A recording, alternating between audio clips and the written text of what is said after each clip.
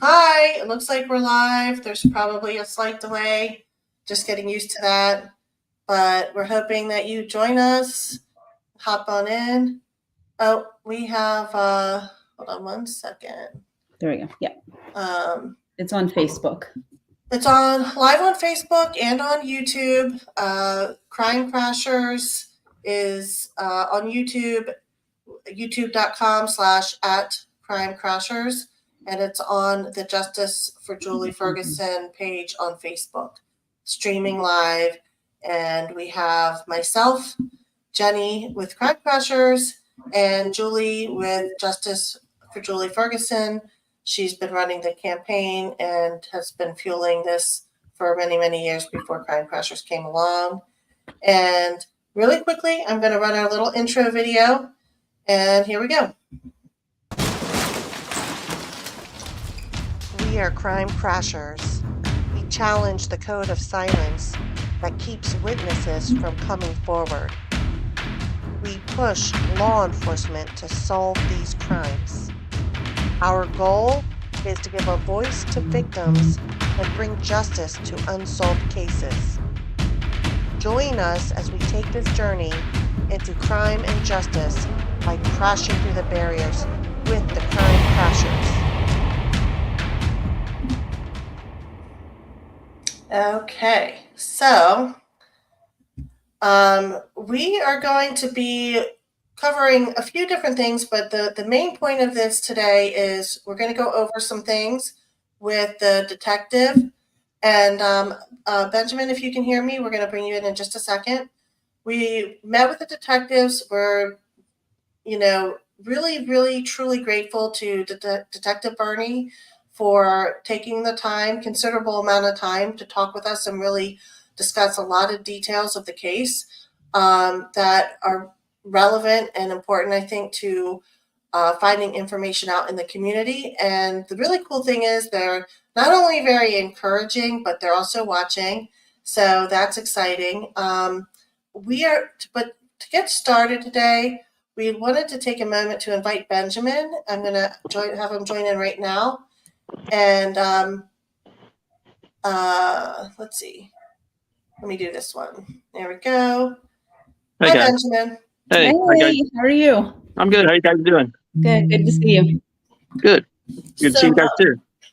Benjamin is the cousin of Julie's, and he actually said some really wonderful things about her in our last YouTube, and so we wanted to let him just tell us a little bit about her on a personal level before we get into the nitty-gritty of the detective meeting. Yeah. Sorry about that.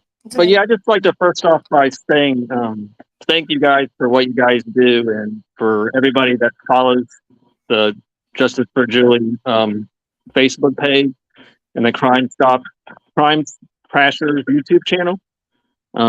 It's very much appreciated, and I appreciate the detectives that work on the case and everybody else that, even if you didn't know Julie, that take the time to follow the case and weigh in on what to try to get a resolution to this.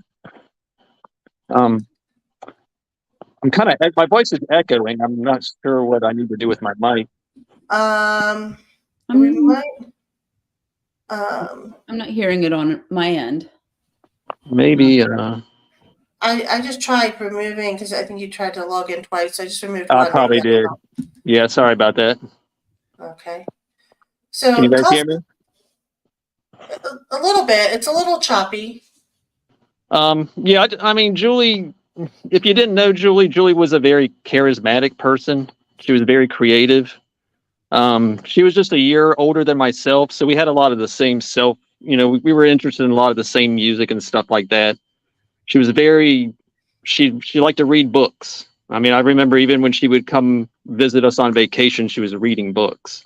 So she loved Guns N' Roses. I think November Rain was one of her favorite songs, from what I can remember, back when MTV actually played videos and we watched that. So yeah. So, but yeah, she could swim like nothing. She was a very energetic, happy-go-lucky type of person. So that's who she was.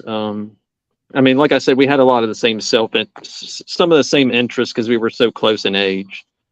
So, Yeah. And you know, do you have any story or particular time that stands out to you that you remember? I mean, I really don't. I mean, she would come and visit us during the summers to see my Mhm. grandparents, and I have two brothers that we're pretty much all close in age. Mhm. Um, but I remember she loved reading books. She loved drawing. She loved talking about. I remember she played the flute. I think I remember one time she brought a flute with her, and I was just, she was a very well-rounded person, very Yeah. intelligent, and you always knew that she was going to go on eventually to do something good in life. So obviously, when this happened, it was just a horrific thing. So. Yeah, that Absolutely. must have been really hard for your family. Yeah, and I just like I told Julie E, I just like it's different when you can put a name and a face to a case number. You Yeah. try to, it's one thing if you never knew the person. I mean, it's always bad when something like this happens to anyone, but if you knew Julie and you met her once, you would never forget her. I mean, like I said, this has been almost 29 years ago, but I can still see her face now. She was just a very charismatic person, just a beautiful person all around. So Yeah. that's who Very she vibrant. was. So I just want people to see the human side of it, and because it's not a case number. I mean, I know to some people it is, but like I said, when you can put a face and a personality, and you knew this person, it just makes the whole thing just so much worse than what it's bad. Yeah. Yeah. Well, and it's hard because she was so young, and Mhm. I mean, you were a kid too when this happened, basically, and Yeah. the further time gets away, Hmm. it's like she's sort of frozen in time from this time way back when and there's all these new stories Yeah. and new experiences that you never got to have. And who would she be today? I mean, we were talking about it just last night. She would be 45. Yeah. Would she have a family and kids? And, you know, she was an only child, and I'm sure going down to visit you guys and, all these boys running around was probably pretty cool for her. Yeah. Um, and big experience, and I think that it's definitely a life stolen and stopped in its tracks, and we never want to forget that. But it also is what I think is such a driving force in trying to solve it. And I think anyone who has information, even little things, little details that could help the police, you never know which thing is going to open the next door. And what you're doing is by sharing that, you're breathing life into Julie's story, and bringing closure to people like you who loved her and lost her. Yeah, you brought up a good point. It's like, the older that we get, the milestones that we have, having kids. I mean, I have a son, you get married. You think about all these things that something like this takes away from somebody, and it just makes it all that much more, terrible. Yeah. It's like the time almost makes a deeper sorrow in some ways. You think about who would they be this year Yeah. of their life, and who would they be that year of their life, and what if they'd gone to college, and I think that life has sort of a weird way of it's so unpredictable, but in her case, it didn't have to end that way.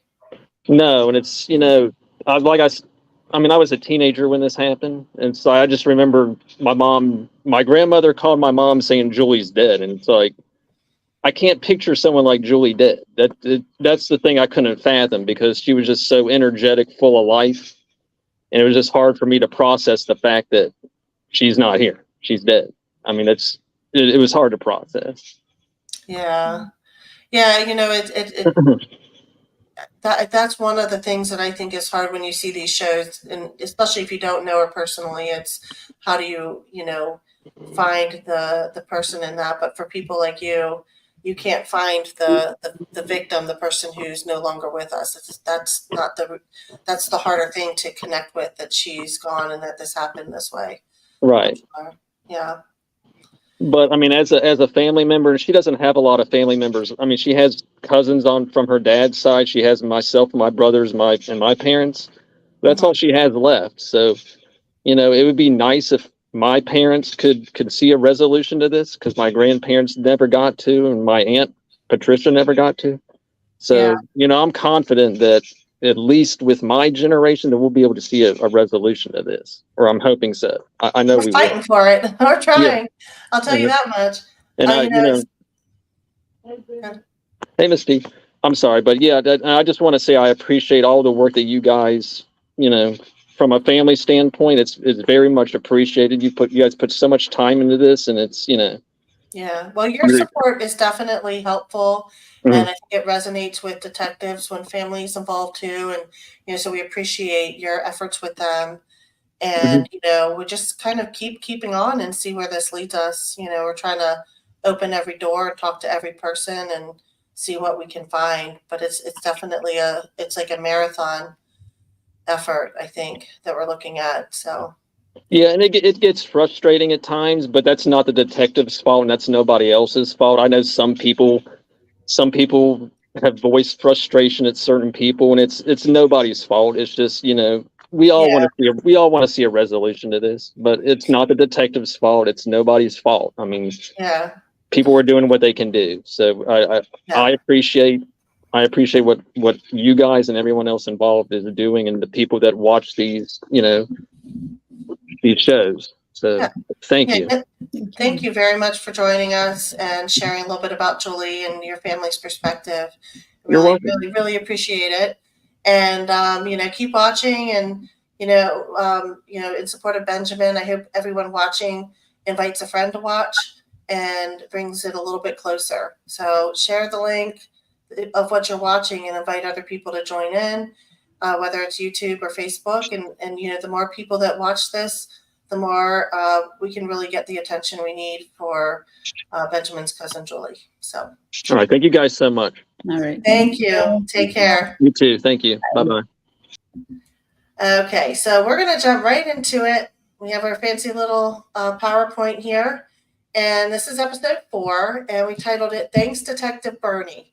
Number one reason why is because he really did give us a good amount of time to talk through this. I know he's a busy person, but I also know this is important to him, and so I appreciate that. And also because he said he's watching, so shout out to Detective Bernie. What's up? Thanks for doing what you do, and we're really grateful for the attention that you're giving this and the effort that you guys are putting into it. Yeah, and I threw this one in here. It's just kind of following up on her cousin kind of weighing in. And this is just a quote from a paper that came out around that time. And, she was just a teenager working a part-time job, going to school, having fun with her friends. And she was taken away. Somebody decided that they got to take away her life. But I will say that I've heard it multiple times from detectives. He's never seen anything like this, where friends and, young people, well, not formerly young people, are really rallying around someone like this. And it's because she was special and she was such a light. And so she did play the flute. Yes. It's true. So yeah, that was a nice little sneak peek into who she is, and we definitely would love for you guys to share something special about Julie and who she was to you, or a funny little story. Aaron gave a shout out.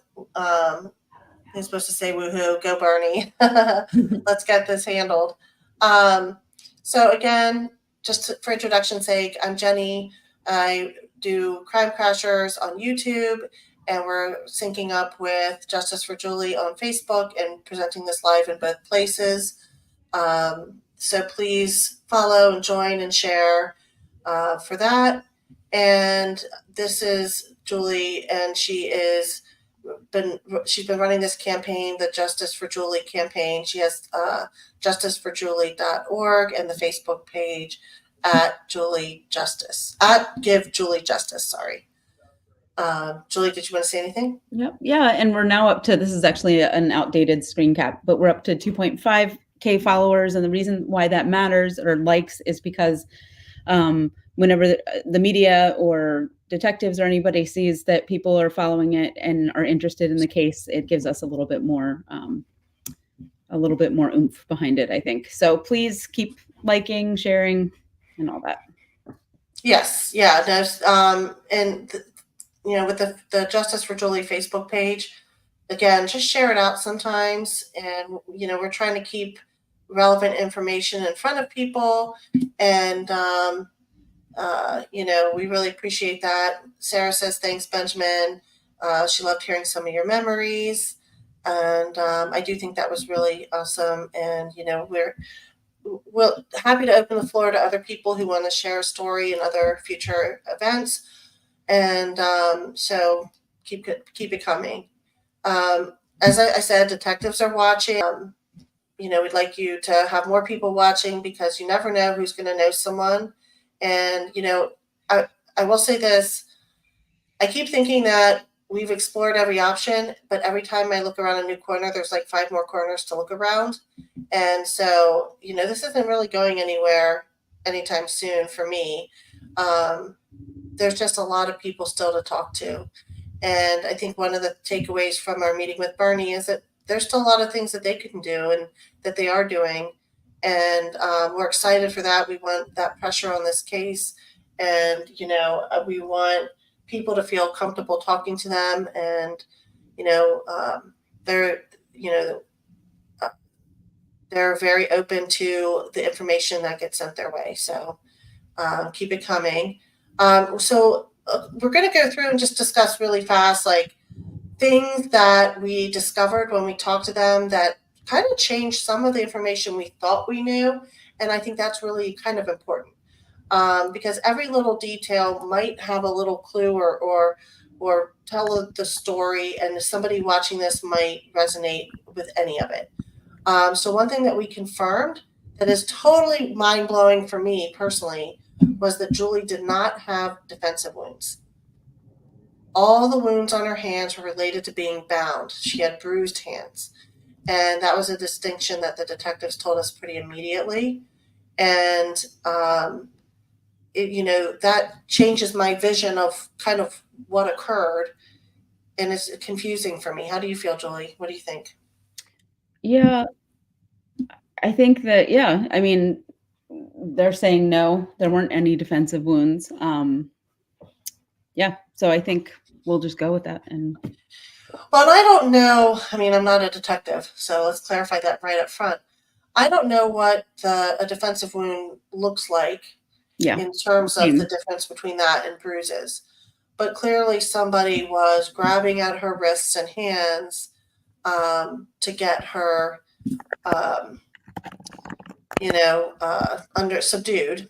And, maybe she was resisting, but there was no defensive wounds, which I'm sort of imagining were, would be like fighting back or nails ripped off from, grabbing at someone or something like that. That's what I'm imagining. But that was a clarification that, is just very interesting. It could be that she was overpowered really quickly or unexpectedly and had no time to defend herself. So, there's this is definitely a mind-blown thing for me. And it, it makes me wonder if there was a weapon being held up. I don't know. We do know that a knife came into play much later on, and we don't know why that weapon wasn't used earlier. But we'll get to all of that. So another thing that we had confirmed is that Julie's nose, we talked about it having bruising on it. It was bruised from being dragged. It had drag marks that were more consistent with being dragged, not punched in the face. Julie's knees and thighs also had drag marks. And what that means is, the area where her body was found was had lots of loose rubble. It was sort of like, paved, but badly paved, with, a little bit of grass and stuff growing up through it and rubble and dirt. And so when they, dragged her, that clearly means that she was pulled out already, either unconscious or dead, and that her body just made contact with the ground, and then they pulled it away from the car. And, so those were, I guess that's kind of, I think, what shows that she was kind of pulled out of the car right there. And she was close to the road, so they didn't drag her very far, but the little bit that they had appeared to be from that location. There were no burns. People asked about that. No burns, cigarette burns, nothing. No bite marks, no other trauma that, we even asked, like, was her hair ripped a bit? Like, like someone pulled her hair and there was blood. No, none of that. Mhm. So there's a lot of rumors that are kind of misrepresenting her injuries. And what's your take on this, Julie? Yeah, there were a lot of rumors at the beginning about different burn marks, questions about whether she had been bitten or if there were additional stab wounds or anything like that. But it was just the strangulation, and then I don't know if you get into the type, but it was just it was a strangulation, her hands, and then It was, the drag mark. manual strangulation. So there was no foreign object used to strangle her that they can see any patterns or bruising that would indicate. It looked, based on her injuries, like a manual strangulation. Kind of what this tells me, that's kind of, I'm not a profiler, but, we talk about violent people that do these types of crimes, and we get back into that very sort of consistency with control. Mhm. That the goal wasn't to, like, kind of ravage her and beat her and stuff like that. It was it just sounds so cold and calculated. They overpowered her, took her hands and tied them up, and then strangled her neck. And there was no other anything that they have found. There, we didn't put a slide in here for it, but we've said before that there were no signs of sexual assault. That means they found that, no physical evidence on her body or forensic evidence that indicated sexual assault. They can't say nothing happened, but there was very minimal trauma.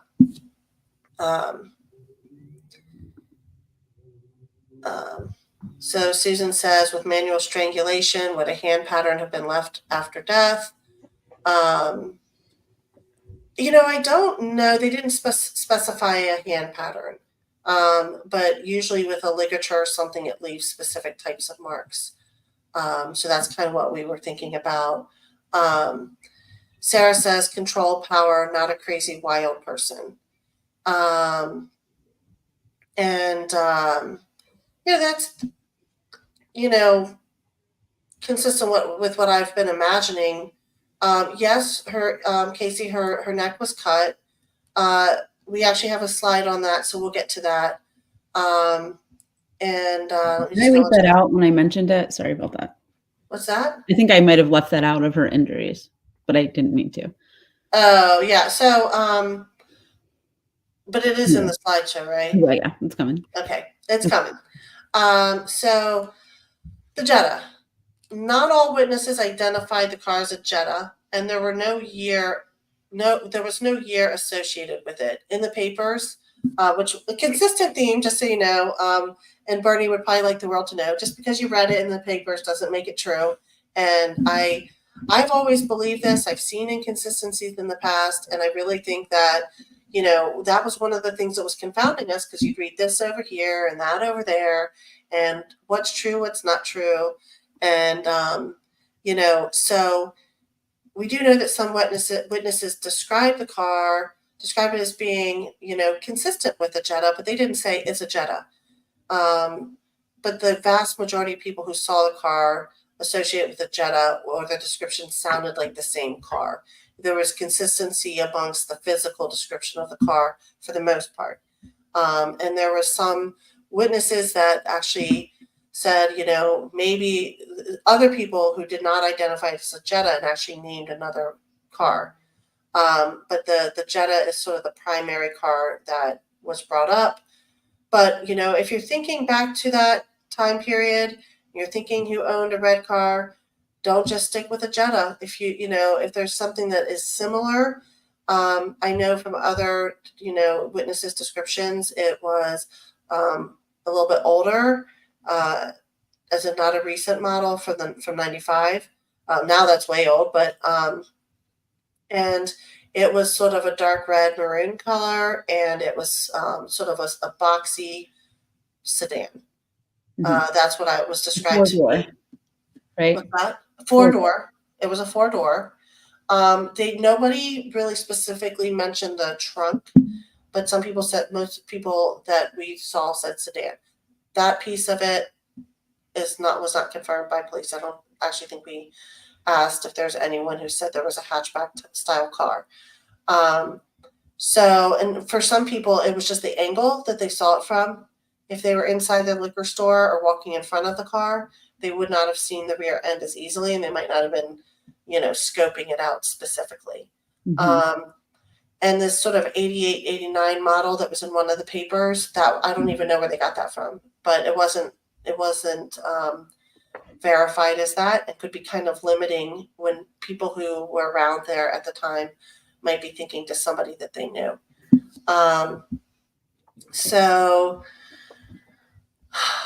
Okay.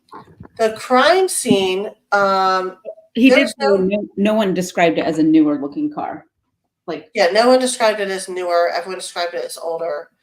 And But no year. yeah.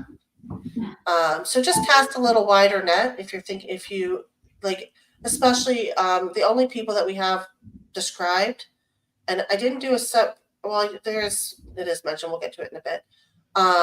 But basically, detectives did confirm that back in the original witness statements that they did identify the second male as light-skinned. So it's not just like a memory 30 years later. It was actually stated at the time. For whatever reason, that did not make the news. Those descriptions did not make the news in 95. So the crime scene, we talked a bit about where the crime scene was, and there was no physical evidence suggesting another crime scene. That doesn't mean there wasn't another crime scene, but there's evidence that puts her in the car, and there's obviously where she was found, and there's no other evidence that indicates another location that they have, and and with that, their most likely scenario is that it occurred in the car, which is something that we thought was true. What do you have to say about that, Julie? No, I think you covered it. I don't. Mm-hmm. Yeah, and why that's important is there's a 2-hour window. We don't know exactly what time she was killed, but what did they do in those 2 hours? Where did they go? Could she have gone somewhere and stood up, and maybe she doesn't have any evidence from that particular other scene to put her there? Yes. So she could have been somewhere else. They could have pulled up to someone's house and dropped someone else off that was in the car. Or pick someone up. Oh, it would have been hard to pick up a fifth person in that car because if there was 3 people from that one witness testimony. We have more about car passengers in a second. So that's actually really an interesting detail that we picked up too. Have we addressed this yet about the when they believed that her throat was cut? And then Benjamin was also asking, was her neck wound post-mortem? Yeah. Is that coming up? It is coming up. Okay. So we'll get to that. Sorry, there might have been an organization issue. I put this together in a matter of like half an hour before my daughter's game. There we go. Here we go. We're here. So what the detective said is that bleeding was minimal after the throat slash, suggesting that her heart may not have been beating. What it was described was that with that type of neck wound, that basically a lot more blood would normally be expected if the person was still alive. Based on the limited amount of blood, it might have sort of had a little bit of drainage, but there wasn't like an active pumping of the heart that was pumping the blood through and then out through the wound. One of the things that Detective Bernie said is, he really thinks that it's possible, and we can't reach any conclusions because this is just based on what occurred, we're interpreting. It's possible that the person did do it to ensure that she was dead because she could have ID'd them. I think that's on the future slide. And that's the, why was the knife not used earlier? And So I have a theory about that, which we're talking about facts, but Mhm. is it possible that they dropped her and then they got a knife and came back? Or that is possible. I just That wonder is, if somebody noticed somebody run in the house real quick around, midnight I don't know, just if these it, little details about somebody kind of stick out. I don't know. and if they did that, they would have had to have been local. Yes. Yeah. Well, one thing I did not ask is if they had any information on what type of knife it was. Um, I Yeah. have some regrets. Yeah. But could they have dumped her there and then driven away and, felt really panicked that what if she wasn't really dead? Maybe they tried to strangle her for a little bit. She came back to and they had to strangle her some more. And so they're like, what if she comes back? We've got to make sure that this is for real because she can tell people that we did this to her. And so it definitely was like she was already, if she was not already basically dead, like heart not beating, she was very close to that. And so it definitely seems like overkill, except for it wasn't overkill from like a chaotic rage type of overkill. It was a single slash and ensuring that she was dead. And it's interesting because, imagine if she was just unconscious and tied up on the side of the road and you're just some stranger who picked her up, back then, you might not have thought that you could be that easily ID'd, especially if you were someone from out of town. So why would you worry about it? You hadn't, at that point, at least it wouldn't have been a murder charge if she'd woken back up.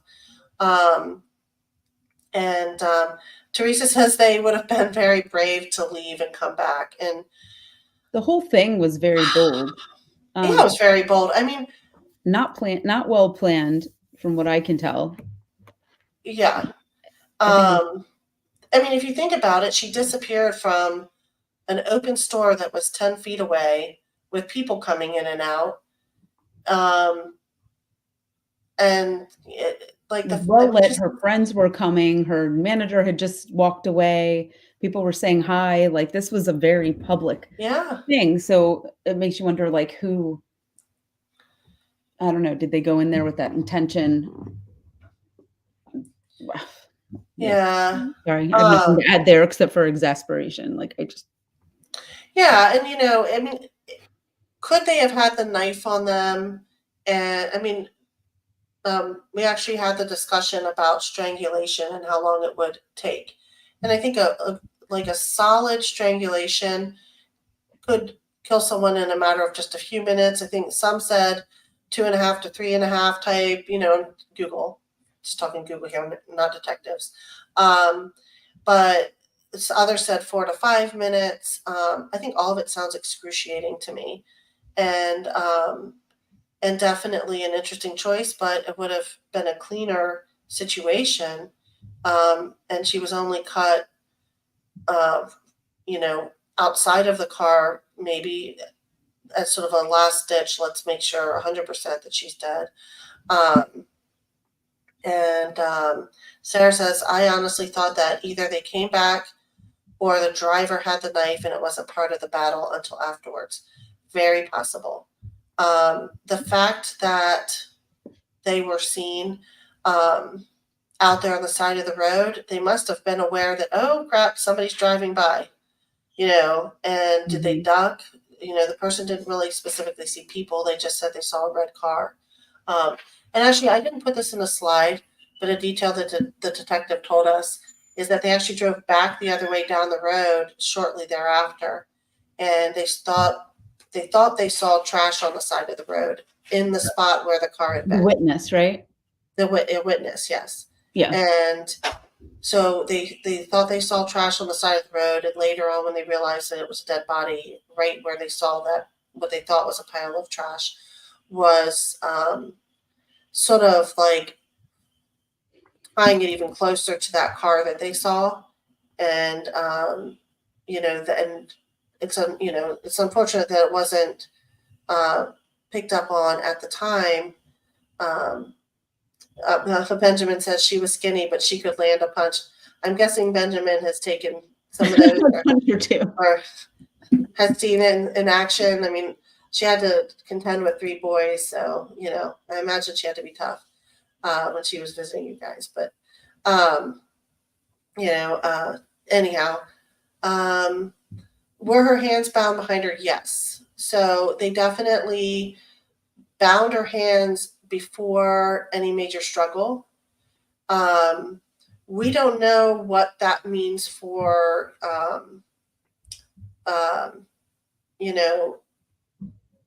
the any DNA transfer of, fighting and things like that can be a little messier. We do know that the person had to touch her and had to be in contact with her to overpower her. They did not say that the hyoid bone was broken, and we didn't specifically ask that. But that's those are all things that might show like extreme force or something like that. But there's definitely no question that she was killed by manual strangulation. So, well, I can't say definitely no question, but her injuries were consistent with manual strangulation. Another little detail, cat and dog hair were found. And, we're kind of asking the question, could that be from the car of the killer? Because her clothes were newly purchased. That, according to the detectives, they were newly purchased clothes. And the clothes that were left in the bag behind were like her work clothes. So how did she get cat and dog hair on her? Julie, you said she had a cat? Mm-hmm. She did have a cat, no dog. No dog. Mm-mm. So, somebody who owns a red car that had a dog, maybe. I mean, a lot of things still have to be tied together, but those are potential clues. The cat could have been her cat hair, could have transferred from when she changed other clothes, or who knows. But if they were new clothes, it's just an interesting detail that we thought, could there have been somebody who was in that car, who owned that car, that had pets? Benjamin said Julie never had a dog. So we're getting to toxicology soon. Hang in there. You guys have great questions, though. And actually, I'll be honest, going through this, I realize there's so many things I could ask more questions about. Yeah, right? No, it's like that. It's like, oh my God, I didn't think to ask. Do we know what kind of dog, what kind of cat, color, things like that. But I think that, there's, we'll get to sort of the bigger picture towards the end here. These are kind of some of the details, and we're excited about the bigger picture. So we had a big question, where's the weed? Julie is, as Benjamin described, this bright and vivacious girl who likes to read. We know a lot of people really loved her. She had great relationships, obviously with Julie here from Justice for Julie. And, everyone I talked to really adored her and things like that. But, she was trying to go hang out with her friends, and, there was a lot of, weed was pretty common in that age group. Let's put it that way. Well, I want to talk about why we mentioned it, because I know not everybody likes that angle, or but it's not to throw her under the bus. It's not to downplay anything, but it kind of might have answered like who she was around, or why was she leaning in that car? Because I think someone else said, if you did, I'm just putting this in here, going back to buying weed, it was common to get in the person's car to get it. Makes you think that's why there was no struggle and her things were left. They took off with her. That's very possible. Yeah, so I didn't want to throw her under the bus. I mean, Well, but here's the Wasn't thing smoking. about this, you know, And there she is didn't really nothing. smoke that much. Yeah, well, and actually, there's some interesting information that we're about to get to, but I just want to make a real statement here.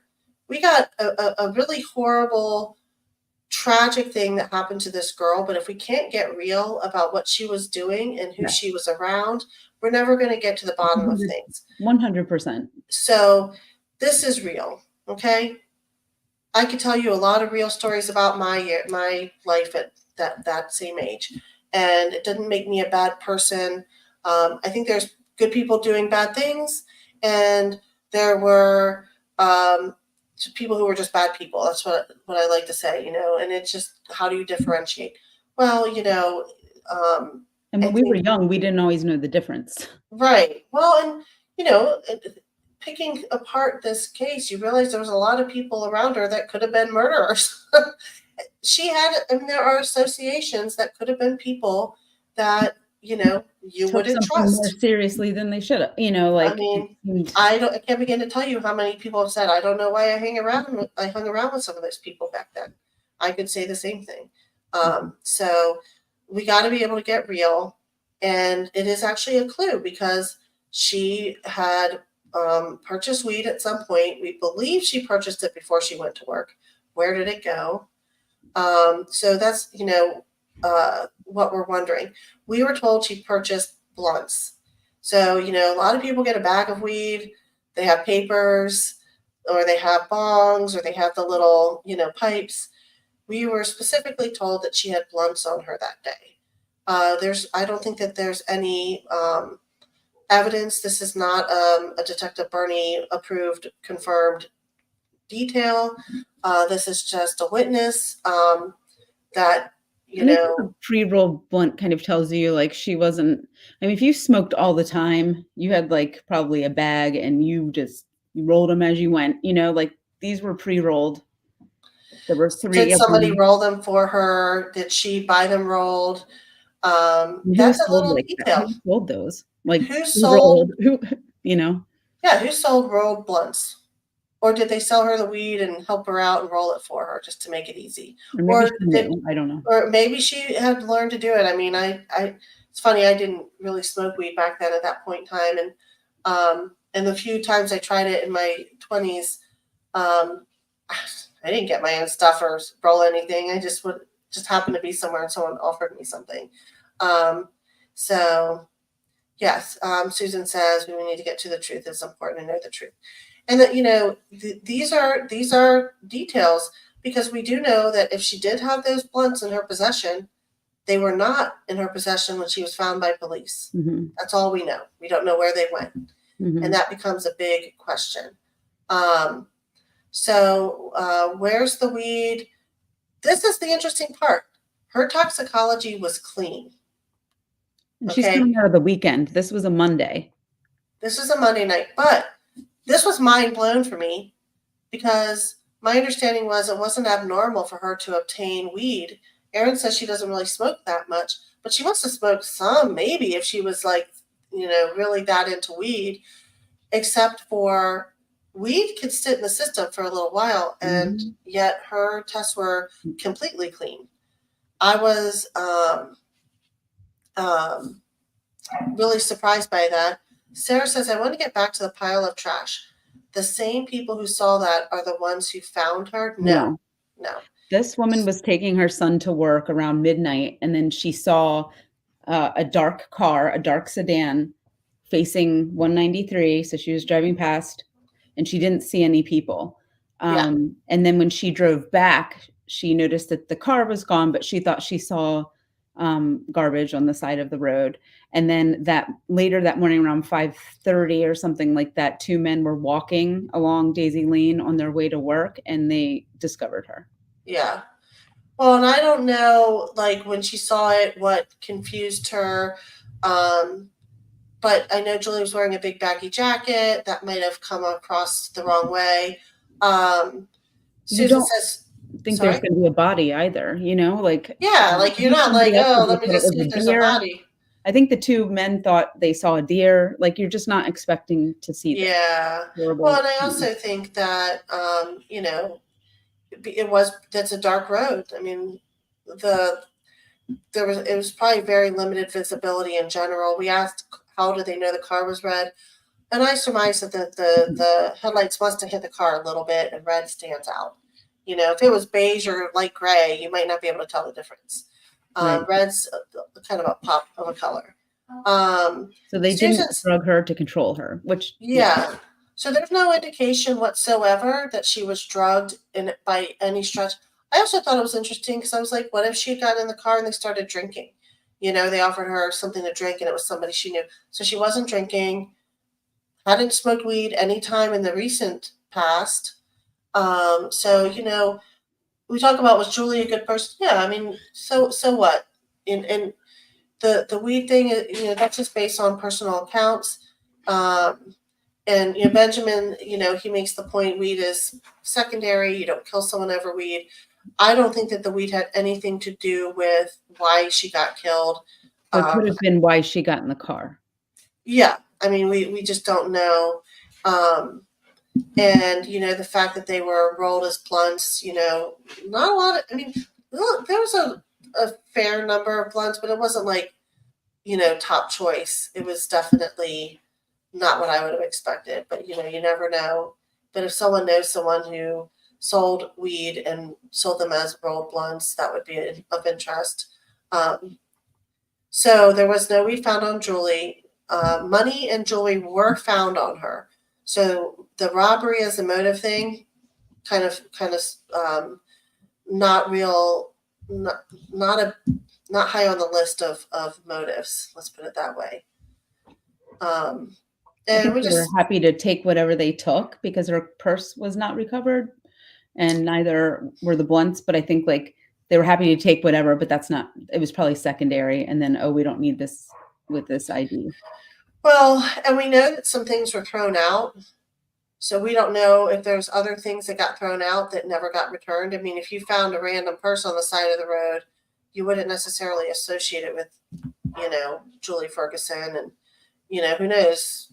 I mean, I don't know if she had a purse on her. I don't know that anyone's ever described her as having a purse. You know, I think it was pretty common to carry a purse, but I was sometimes known to put my ID and stuff and my money in my pocket. So I don't know about Julie. Sorry. Yeah. If she got the blunts earlier for someone to come pick up later that night. So I think she was getting it just for the group. Everybody was going to relax and kind of, so I think she's just the one who got it, but I don't know. Yeah. She wasn't So- she wasn't selling anything. And I don't think she was purchasing large quantities or anything like that. Yeah, no, and just to be very clear, we don't think this is why she was killed. You know, this is just a piece of who was Julie associating with? Where did she go to get her weed? Who was she around? Who did she call? Who was her supplier? Is that somebody that hasn't been questioned by police that might know something? You know, not that they're, you know, someone who sold weed was going to come forward and just have a chat with the police. But, you know, if somebody has that information, that's sort of, I find it very strange because people who got drugs or obtained drugs usually knew who the supplier was in town. Like, who would Julie have gone to? So, you know, who did she meet up with? Maybe she had, it wasn't just that one time. Maybe it was other times. We had a friend say that it wasn't uncommon for her to buy weed for people, even if she wasn't a big smoker. It was maybe her way of you know, coming with something fun for the party, or Didn't have a someone's car. giving her a ride, and Yeah. she's, you know, it's her little exchange. But that means that she could have had somebody that was a pretty regular associate that she got it from. Like I said, I never personally bought it, so I wasn't really, if you ask me who was selling drugs, I kind of know one or two people. I don't know if that's who, you know, who Julie was going to, but, you know, these are all questions that we have to ask. Who was hanging around selling drugs that Julie might have talked to or had a connection to? And, you know, and then you can go back to the 3 people that were seen in the parking lot. You know, you have the skinnier, darker skinned black guy with the multicolored silk shirt, and you have the light skinned black guy, and you have that we can have a full description on, and you have the black female. So who does that fit? I don't know. You know, we want you guys to come forward. Olive Greenbelt. That was a little sketch, a little bit. We're pretty good county. I mean, this isn't, you Yeah. know, there's a big mix of people, different age groups. There were older people hanging out. My dog is. So did they find footprints at the scene? No. Unfortunately, it started raining sometime after her body was dumped, and that kind of made it difficult to place anyone else there with footprints and things like that. So the rain kind of washed away some important stuff. So let's talk about the forensics. There are nail clippings that are available to do updated testing on. This was very good news to us. We're excited about it, but with the caveat being that there's no indication that there was a major struggle. We don't know if she got her fingernails on the person. We're hoping that there's some possibility of that, but we just don't know. Could they have briefly tried to strangle her, and then she clawed at them, and you know there's not any major injury from it, but then they She had very tied her up. short nails, like they were jaggedy. She had bitten them. Yeah, The detectives wanted to be clear that they did get nail clippings because they had watched, and there was that piece about her fingernails having dirt under them, which I remember. I was there. Somebody else remembered, but they did get the clippings. So Yeah. it doesn't indicate that they didn't get that evidence, just that maybe there was that step Well, skipped because it was rushed, and I don't know. They had other things to focus on. I don't know. yeah, and so one of the other things is with the nail clippings, there's the way you extract DNA has improved, and maybe there's some options there to test those and see what they can find. And they seemed interested in pursuing that angle. There's also other forensics that could hold DNA to be tested. You know, clothing items and other things that would potentially contain sources of DNA from people who were in contact with Julie. You know, with the caveat being that just getting the DNA can't necessarily be the only thing, but that's why the witness thing is so important. Witnesses, confessions, you know, someone's grown a conscience since then, those things do matter. But also mounting evidence, sort of a culmination of evidence of different things can help kind of, you know, assist a DNA find. So every little bit counts. And, you know, so we were excited to hear that they do have some things. They said some items are already in process, and there's more things that they can submit, including, you know, potentially the nail clippings and some of these other items that haven't been tested in the recent past. So there's still things they're holding on to that they could go a little bit, you know, further on. Yeah. So that's what we're hoping for. I think it's important. Sarah, well, I'm going to try to say, like, we have to figure out how to push this forward so that it isn't kind of pushed behind all the others. Like, we just want answers. It's been 30 years. Let's do this and just. Yeah, we really need momentum here, and that's why it's so important that you have your friends subscribe to Crime Crashers, follow and like the Justice for Julie Ferguson page on Facebook. Make it unavoidable. Share it to the community sites around PG County. Share, you know, anywhere that you can. We want visibility. That's going to make a difference. So stop what you're doing right now and go over and share it somewhere, the Greenbelt community page, or to your friends on your Facebook page. Somewhere in there could be somebody who doesn't even realize they have information that could wind up being helpful. So please do.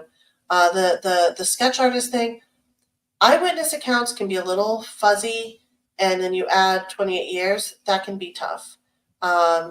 one of the first things that Bernie said that I agree with wholeheartedly is you really have to think about what can be presented in the court of law. And that is, of all the things that we're doing and talking about, there's probably a very small percentage that would be submitted and testified against in the court of law. But the things that do get found could, if you ever watched, I don't know, we talked about this today with some of my friends, the Murdaugh trial. It was a culmination of evidence. And they, now they have data and all this stuff, but it was sort of like a constellation of all these data points of information of this and this and this and this and this. And probably the one thing that turned the tide was that he was caught lying about where he was at a certain time. But it was that whole culmination. So that's why every bit is so important here, and every piece of the puzzle. And I think some that haven't been revealed. Teresa says, if anyone can think of a pair of guys fitting that description that hung around and possibly drove a red car, keeping in mind that they may not have owned the red car. Mhm. They may have had access to a red car. And we're talking about the two black men that were seen. These descriptions, whether they're associated with the crime or not, there's a lot of coincidences that put them in proximity to the crime that could really, be of interest. But at most, like, if we can figure out who these people were, we do think that there was a lot of people in that parking lot that knew Julie that night. So we're kind of thinking that there's a possibility. There was other people who did not know her, but there was quite a few people who did. And so, just by happenstance. So definitely be thinking about those descriptions. Not Reed related. We don't think so either. No, clear 100%. We do not think this crime was over weed. We just wanted to point out that this is something that, there was no weed found. And that, but we knew that she had been said to have weed in her possession at some point that day. So, and even if she didn't have it in possession in that moment or at work or anything, we know that she was purchasing weed from people. Who was that? That's what we want to know. Killers like this always confide in people. It's a power trip. I truly believe that too, 100%. And I hope that somebody out there who has been confided in realizes that it's really important to share that information. This was a life that was lost, and that information, can really be very, very helpful. There are people that have come forward and have information. There's been a lot of changes. People have moved. Some people are no longer with us over the years. And that's why it's so important to get this done, because the people who knew the people, we don't know how long we all have left. This is an important time. And it's been long enough, and we're shining a big enough spotlight on it that I hope people don't realize it's not as scary as it seems.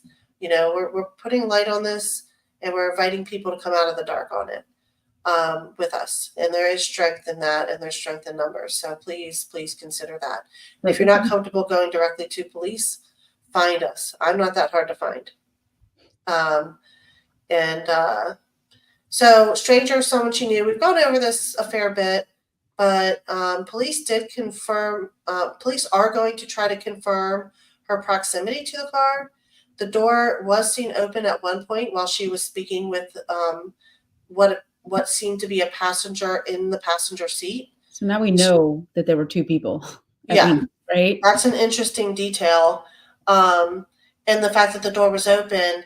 And so I'm over here like, but how close was she to the car? Because we all know if there's some weirdo in the car trying to talk to us and they've opened the door, they've rolled down the window, we might politely talk to them, but we're not right up on the car. Yeah. And that was a detail they didn't really have information on. And so they actually are discussing how they're going to revisit that talk to witnesses. I think it just tells more of the story. It's a small piece of the puzzle, but it could be big. If she was leaning right in the window, if she was right next to them when they opened the car door and was comfortable with that, to me, that's a potential indicator that it was someone she knew. Because multiple people, I mean, there's several people who saw her talking to this car. It appears like it was over a short period of time. It wasn't like a quick thing. So that's another thing, the timing of it from the first person who saw her, maybe at 9:45, let's say, last person saw her at 9:50. Could they have been talking that whole time? And what does that say? Because I don't, it just seems strange to me that if it's someone she didn't know, why was she talking to them long enough for all these people to witness that?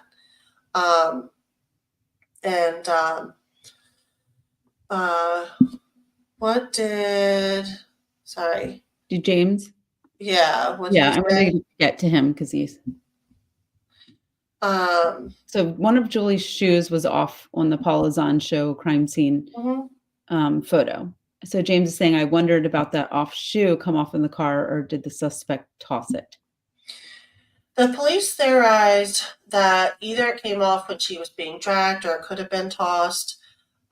We asked about that because if it's been touched, we'd love for it to be processed for DNA. And there's no way of knowing exactly how it wound up there. But if it was tossed, that would be another touch that, we sort of encouraged them to look into for a DNA processing. But we do know she was dragged. Casey Nicole says this was not a stranger.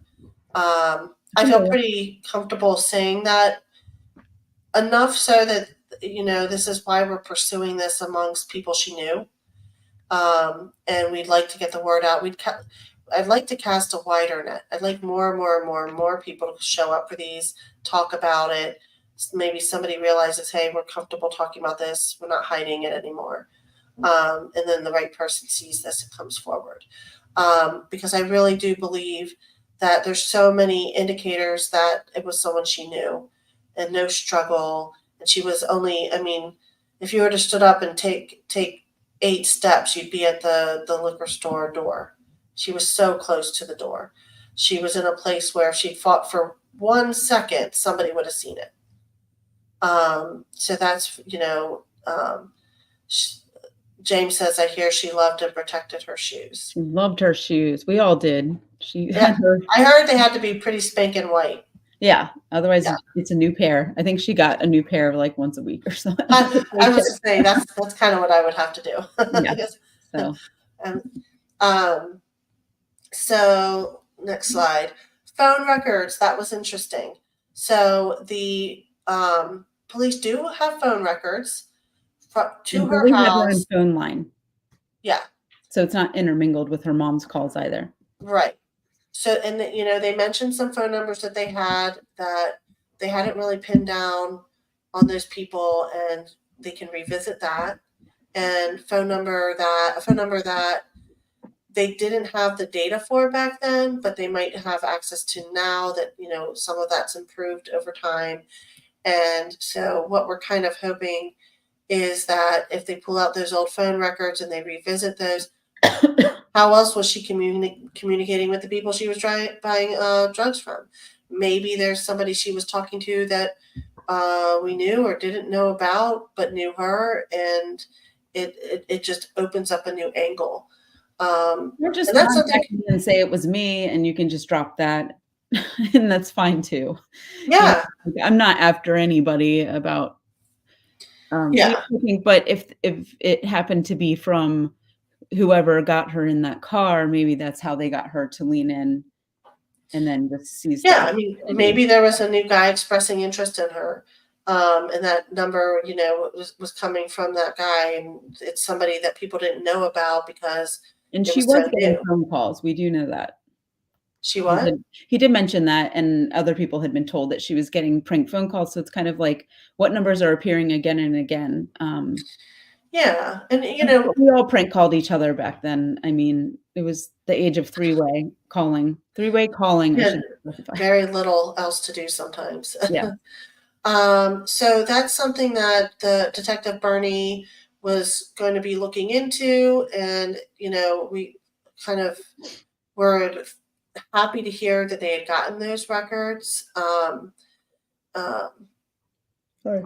and so you know, that's just another piece of the puzzle. And I you know, with the detectives, we've talked about this. They have a lot of cases, and so taking this time to get out there and talk to the detectives puts it back in their eyesight. I mean, they had their paperwork with them. They were checking on things. They asked us some questions, so it was a good information sharing thing. And I think that there's you know more information to continue to open up and churn through, and people to talk to. And this was one little piece of a puzzle that could open a new door. We're excited about that. Did she have a pager? Could Did she they have trace that? that's the question. Did she have a pager? Does anybody know? Yeah, help us out. Does anyone know if Julie had a pager? You know, if she did, there probably would have been a bill or phone record or something. You know, I mean, I know for those of us who never got pagers, we had collect calls and things like that, but nobody could reach us unless they happen to kind of know where we were. Yeah, payphones. If anyone knows what those are, we all do. Yeah, payphones could receive Cell phone calls. was inside of a glass box, and then you could go in and put in a quarter and call people. It I think wasn't a phone, but it was 90% of the time it was a collect call for me, and we would do the, you know, tell us your name, you know, mom, come get me, or whatever, whatever it was, and then Yeah. we hang up. yeah, the Um, center had a lot of payphones too. But anyway, that's Yeah, we digress. So you know, absolutely. we Yeah, think that we there's a have lot of suspicious several older things. guys. Yeah. Like it was Um, normal. Yeah, and we all thought it was normal too. You know, we're like sophomores, juniors, these older guys are hanging. No one's wondering like, why aren't you working? Or like, well, some of them were hanging around to sell drugs and talk to the young girls, you know, and things like that. And that could be the type of person who would, um, you know, be talking to Julie because she was buying the drugs, and then maybe there was some, you know, other interaction or interest or something. We don't know the reason. Um, you know, we're going to do another episode in the future about all the rumors, and we have to navigate that one carefully. But, you know, there's a lot of rumors, and we while we want to tread lightly, we want to stop um, being too afraid to kind of go there on topics. We may not name names, and we can talk about that. But I think that we, you know, in some cases, we're gonna dive in a little bit on that. this is about In ways that we can. Yeah. Now as moms, we're all like, hell no. yeah, Exactly. like you know, you can keep tabs on your kids so much easier. You can tag them. Oh, can you go back? Because I just wanted I Oh yeah. put that slide in there for a reason. So I had posted something earlier today on the Facebook page, just saying like I'm not going to name suspects because one of legal reasons. Two, there's so many sketchy people, and you know I've gone down every rabbit hole as I've said before, and every single person couldn't have done this, or maybe it wasn't even any of them. So I try not to, but I do think that it's important to talk about the suspects, and they are, you know, they have been named in other places. So Yeah. I just wanted to kind of say, like, I feel Well, and there's some that good haven't about it. been named at all, you know, at Yeah, least only to police. exactly. Exactly. So I think that we have to figure out how we approach that. Like I want DNA. I want what was my other thing? I said I cared about two things going into that meeting. Like what's up with the DNA and what's up with witnesses. witnesses. What did the witnesses see? Because that's really We want to really get to the details on that. You know, and I think that the witnesses could really use a revisit and compiling all the information. And, one thing I didn't mention in the meeting, but Bernie, if you're watching, I'm going to be reaching out to you. I'm sorry. But, we really want to talk about the data analytics, taking all the data and combing it through and seeing if there's anything that pops out or leads that it creates. Where's Cornelius? He offered to do it. I know. Cornelius Well, on that too. it's all sensitive information, so I'm sure they would Yeah. use a qualified, crime lab that does those kinds of things. I actually think it's really cool technology, though, and a lot of times there's something hidden in the haystack that it passes through different hands of different detectives, and maybe not all the dots are connected, and maybe fresh eyes help. But we definitely. Casey, Nicole asked, do we not want to use names here? Julie and I have some mild disagreements on that. You tell us, but I mean, there are legal reasons why you do that. And we mentioned this in front of Bernie, and he said, just use the word allegedly. But I allegedly knew some of these people, and I allegedly they know where I am, and like we're not all like moved out and everybody's allegedly on. We have to be careful. Yes, allegedly there's trust issues with some, and others maybe not so much, and we just have to decide, are we willing to share some of those things? What we will examine is, without naming names, we'll talk about generalities of different rumors, and sometimes those can hurt cases. Sometimes what you think isn't what the truth is. And, we talk about, there was a guy who was a suspect for years. He was related to another case. They covered it on the Ken Main show, and Paula Zahn show. And that guy, could have been a red herring. We don't know that. He's not ruled out. But sometimes what we are trying to do is have people look at the evidence and the descriptions of the cars, the people that were seen, and think, who do I know? And, the fact is, I think there's a lot of people who are describing it. And I just think either they're not willing to say it, or they're not going the right place in their memory. Because, and those are things that we're going to figure out how we want to uncover and talk about. So there's two things going on here. Narcissistic Time said, I don't think it was an abduction. The area to choose to abduct in a lit area, people around sitting right in front of a liquor store would be considered what is called high risk. I personally don't think it was a planned abduction. I do think it was an abduction. I don't think Julie was the kind of person, if you said, I have a note from her from back in the day.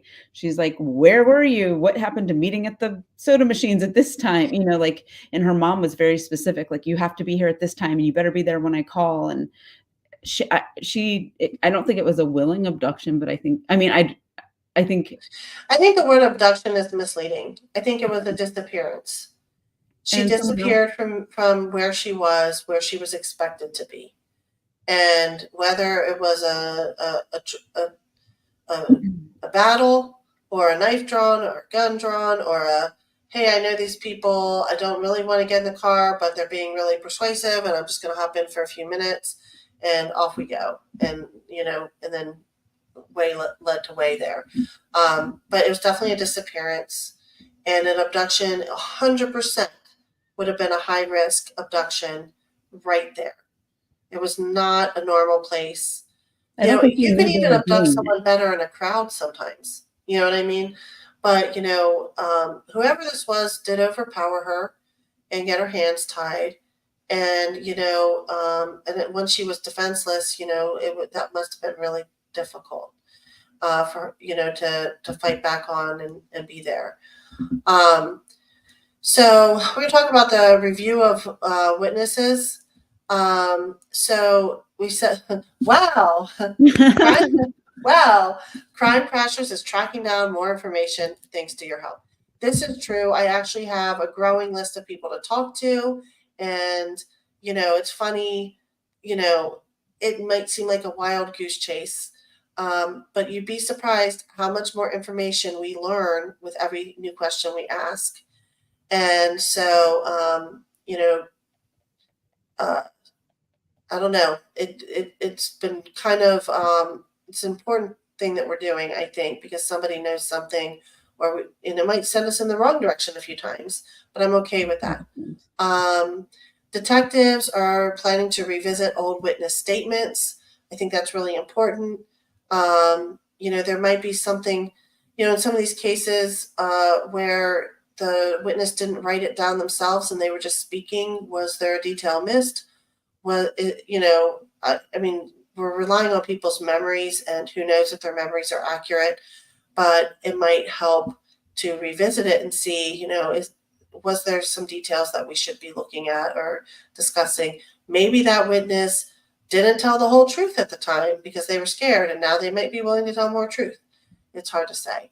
There are new witnesses, people that are new to their list of people to talk to that would have been around that night, including those who were at the Greenway Shopping Center and saw Julie there that evening. These are people they have not interviewed yet for a variety of reasons. So we're really, encouraged by that and hope the detectives get a chance to talk to those people. Also, if you were there that night, because I know somebody who was walking by with her mom to Safeway. Who else did you see there? Everybody says hi to everybody. Like they said hi to her. She was sitting there. Did you see other people? I mean, you would have probably seen a lot of people because a lot of us worked there and went there and shopped there. So small world. It was a small world. Police interviewed DeSilva's. You didn't want to name names, but I put that in there.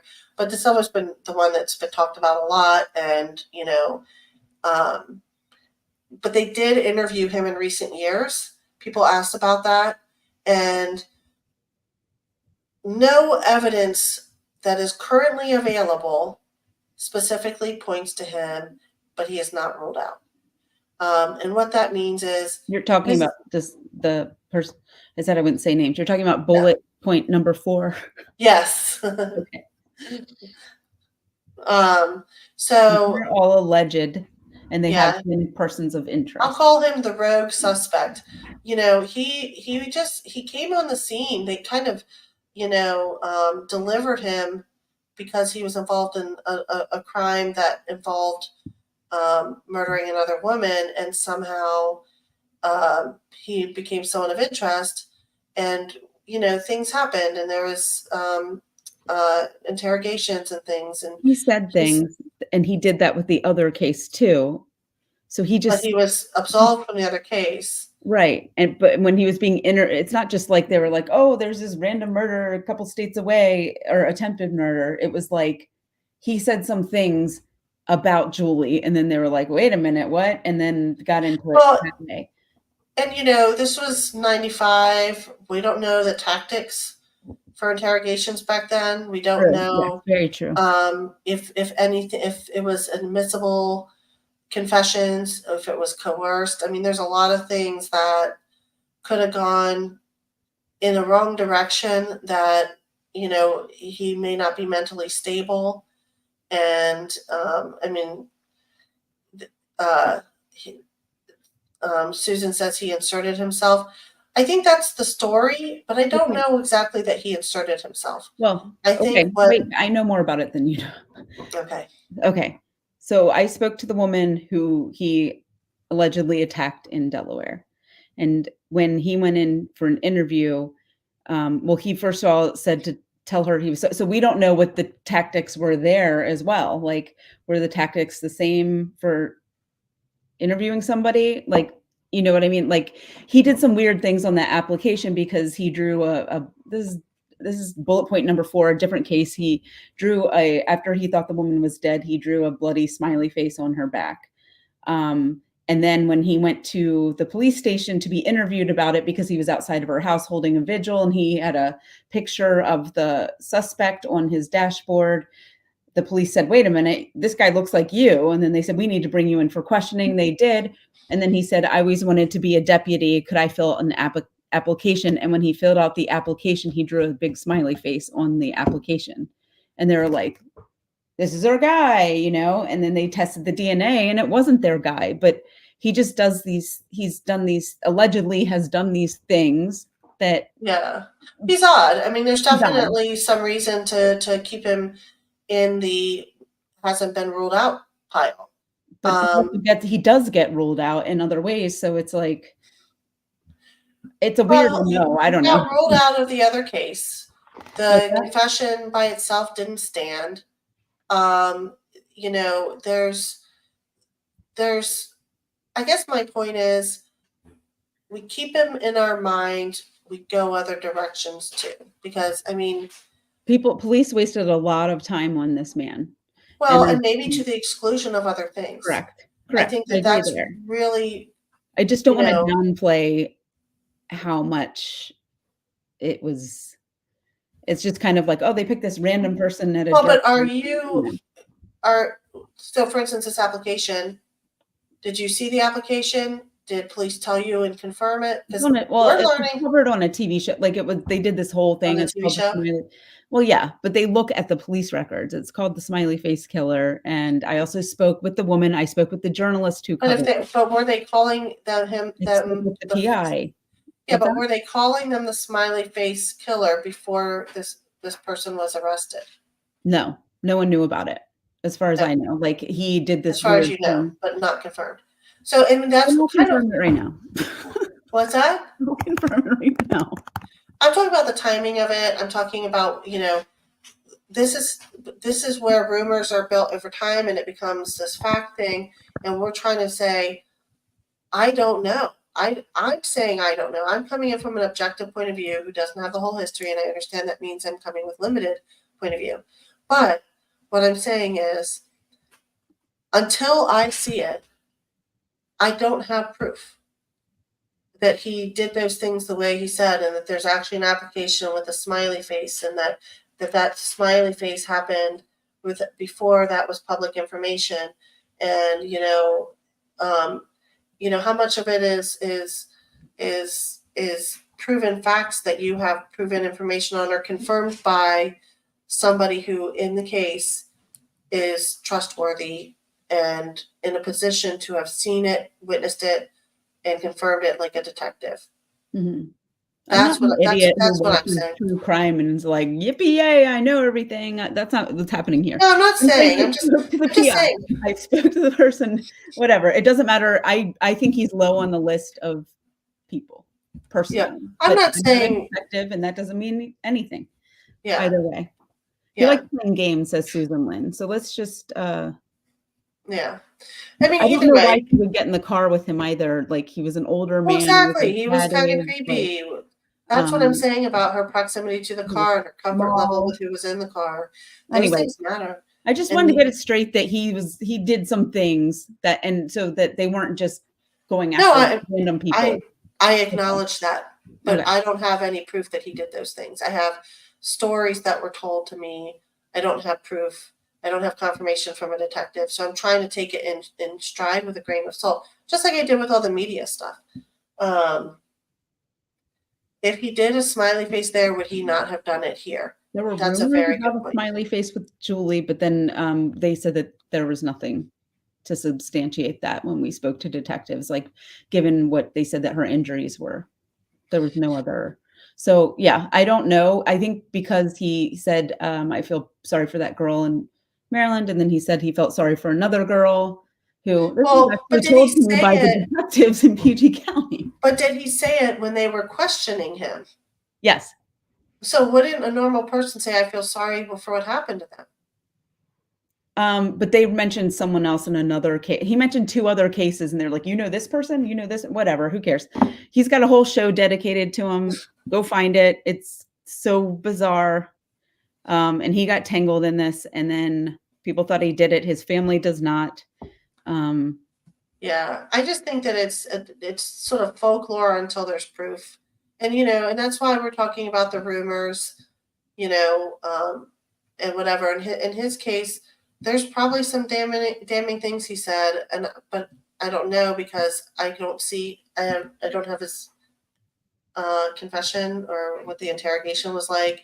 I don't, so that's all I'm saying is that stuff could have all happened. I'm not discounting it. I'm just saying our goal is to try to prove what did and didn't happen. And, he was obviously worth them going down and visiting and interviewing him. And he was worth being, named as a suspect. There was things that, drew their attention to him and made them think he could be somebody. But, the same attention has not been given to the 3 people seen in the parking lot that were driving the same kind of car. And that's something that we keep trying to point out is, okay, that's great. That might have happened. Keep exploring that. Look for that DNA. But don't ignore that these people were witnessed in a car that's, described exactly the same as the car she was seen talking to minutes later. And I think that's where we're at. I have to explain that I've been doing this for like 20 years.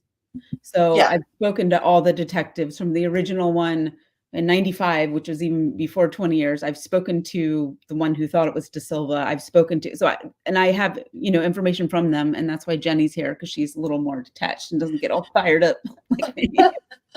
Because I've been down these rabbit holes. I'm like, I know all this stuff about like why they thought it. But it can be very confounding. I mean, to the point where, we've been talking about this for several years, and I started writing a fact versus fiction spreadsheet. Mm-hmm.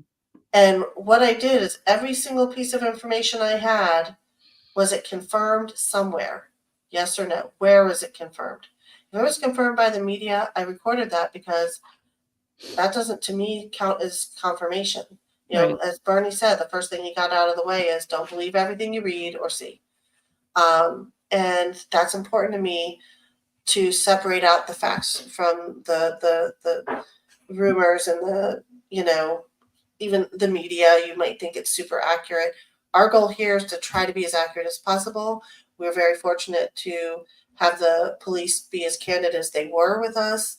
And, in his case, Silva's still on the table. So are some other people, and, people that aren't posted about publicly. Aaron says we found many discrepancies in the media coverage. Absolutely true. So that, those are just things that we have to keep going on, and we're just gonna, go to the next slide. Well, I think there's one more on there that. Oh, is there? Sorry, I'm a little bit disoriented. So again, this is third party, and I'm going to deal with this. I didn't, had a disconnect on the name thing, and I thought this slide wasn't in here, but so I will talk about it. The Paula Zahn show also actually named,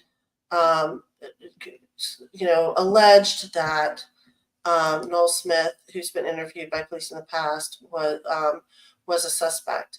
And I'm going to say the same thing about him as I said about Da Silva. There's no current evidence that exists directly tying him to the case. He has not been ruled out. And what I mean by that is, we've got these media organizations that are sharing this information. They have these names they're willing to put out there. And these are all alleged. I need to be very careful about that. Because what we want to confront is how much is, rumor and everything. It's a matter of public record, but Noel Smith is in prison for another murder, and it makes it's an easy line to draw. And he knew Julie, and there's so many people who might have opinions about that, but having an opinion is different from having information, having seen something or know something that could be useful. And so, I mean,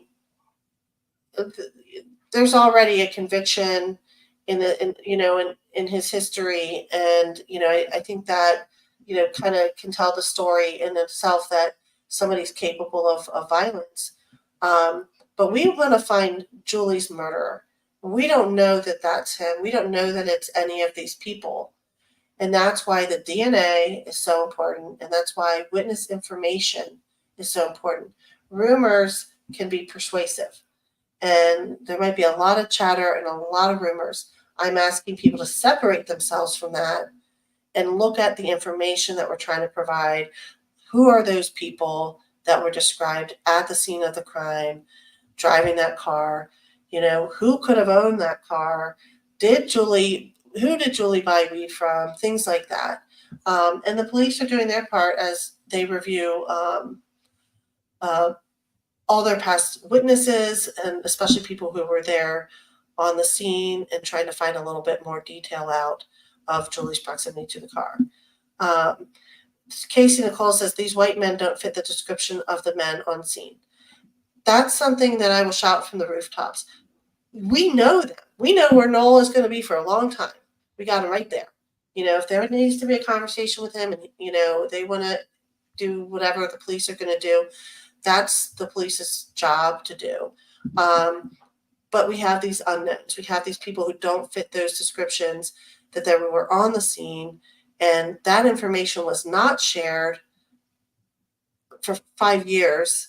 And now we're kind of getting people to watch it, but there's still a lot of people who don't even know that we exist right now doing this. And we're just trying to drum it up and find out who those people were. They may or may not be involved in the case. That's for the detectives to solve. But if we have a sense of who people think they are, that could be a starting point, you know, and that's why we're asking you guys, and we repeat those descriptions periodically. So I think overall, like, I mean, I get all impassioned, but I am interested in kind of branching out a little bit beyond what we've kind of, the narrative has been for the last 30 years about these people, because they've already been looked into. People have already come forward with what they think about it or different rumors, but they need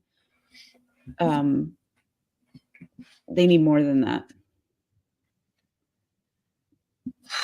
Yeah, 100%. You know, and yeah, somebody said if they were in jail, we have their DNA.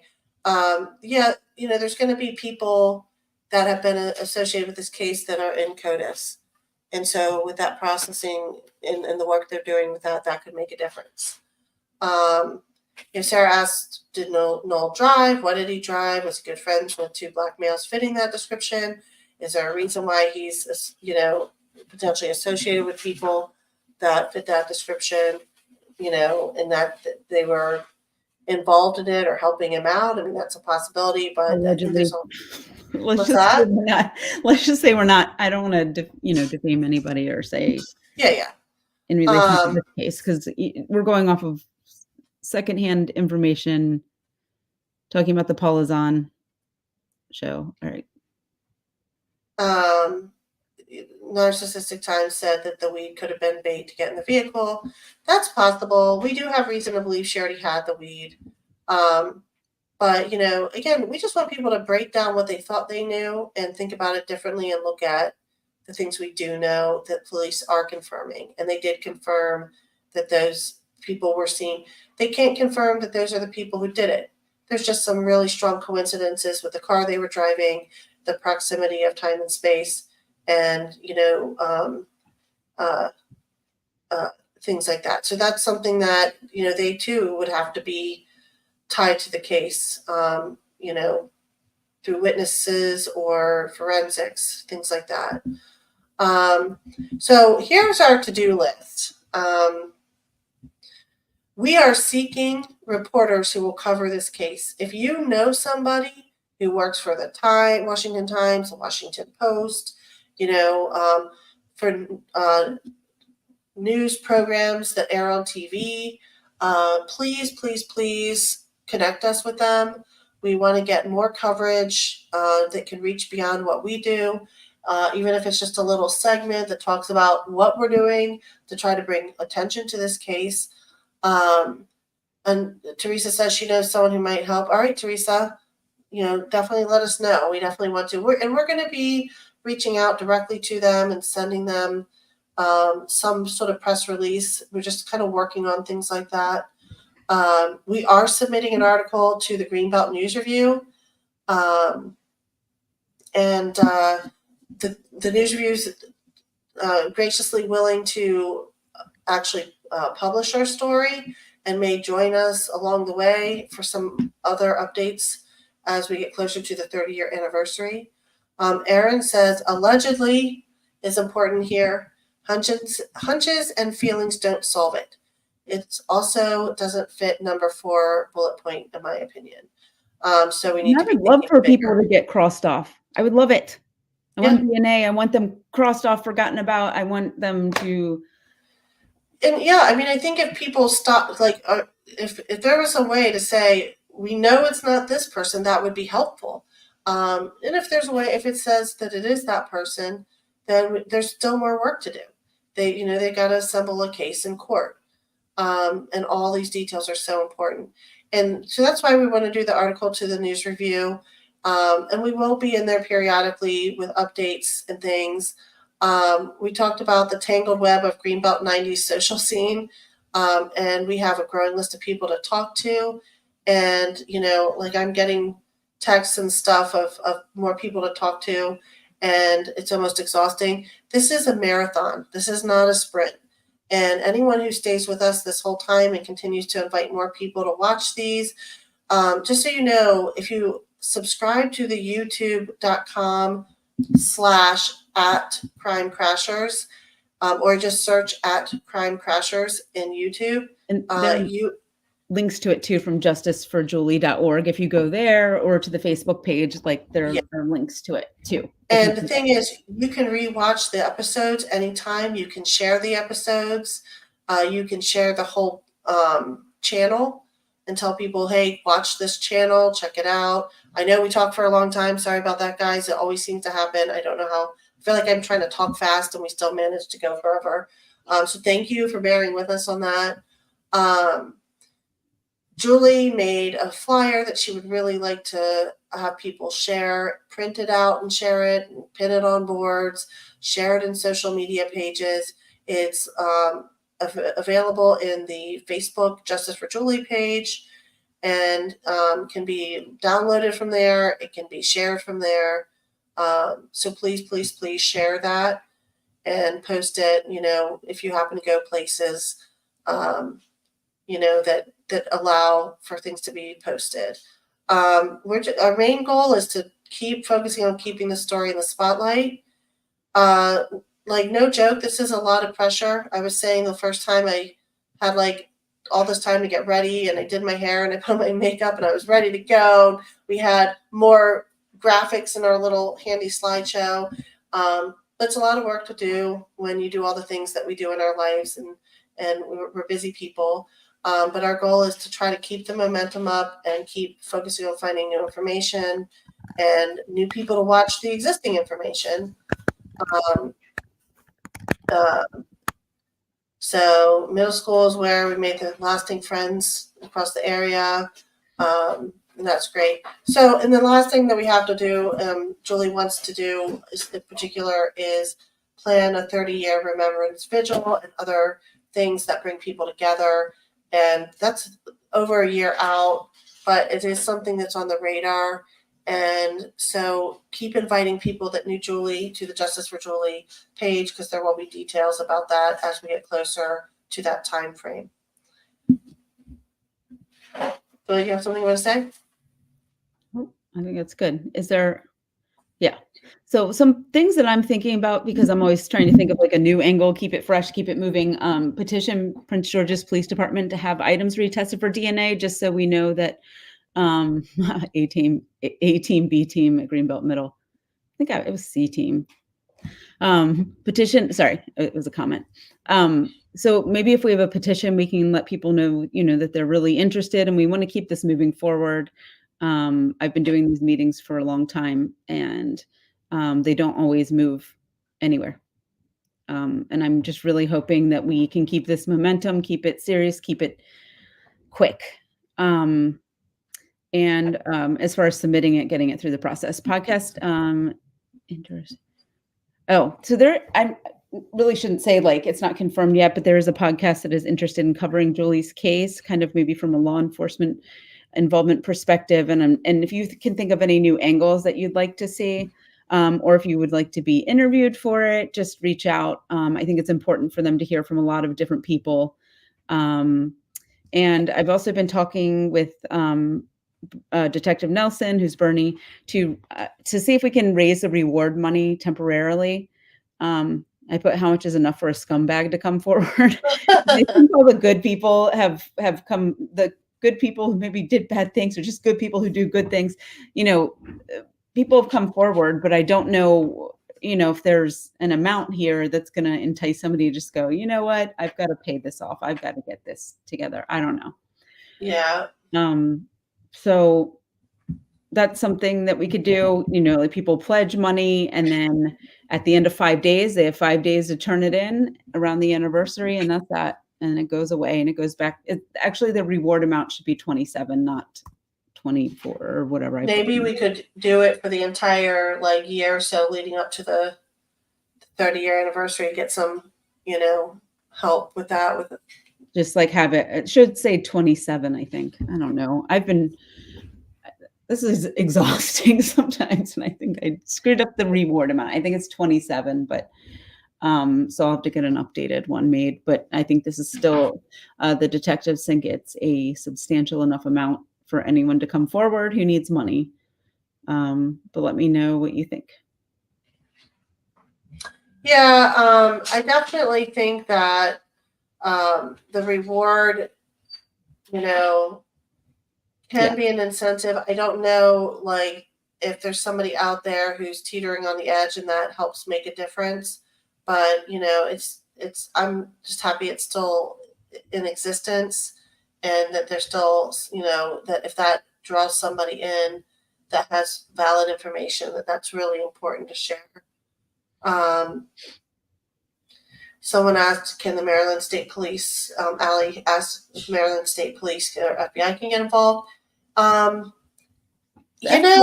Has been involved in this case at some point.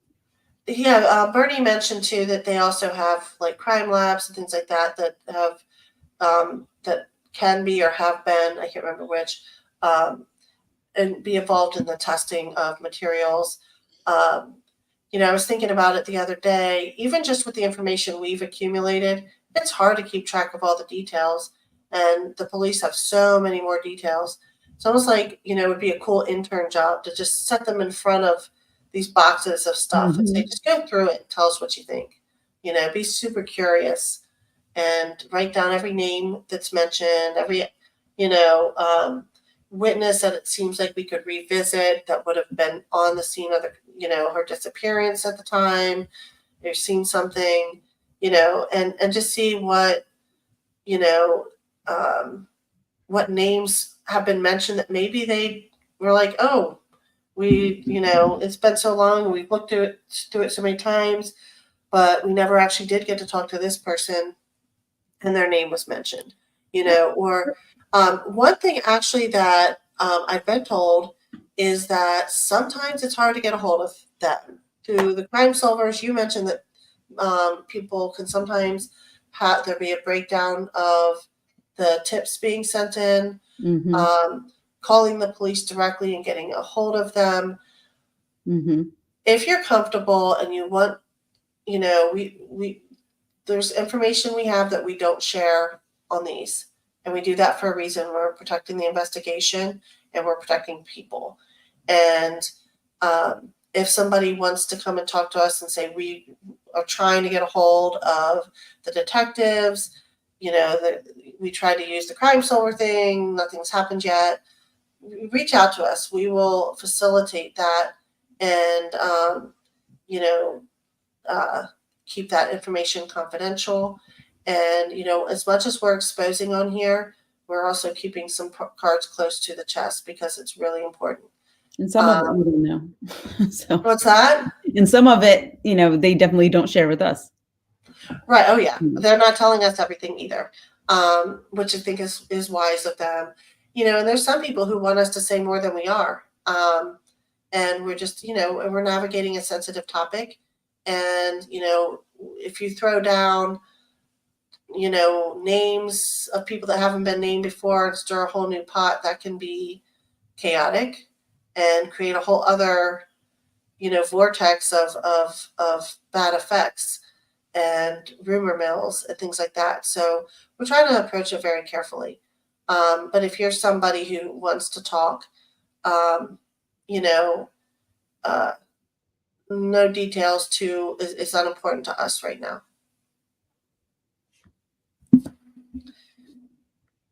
Yeah. Can somebody get in touch with the FBI?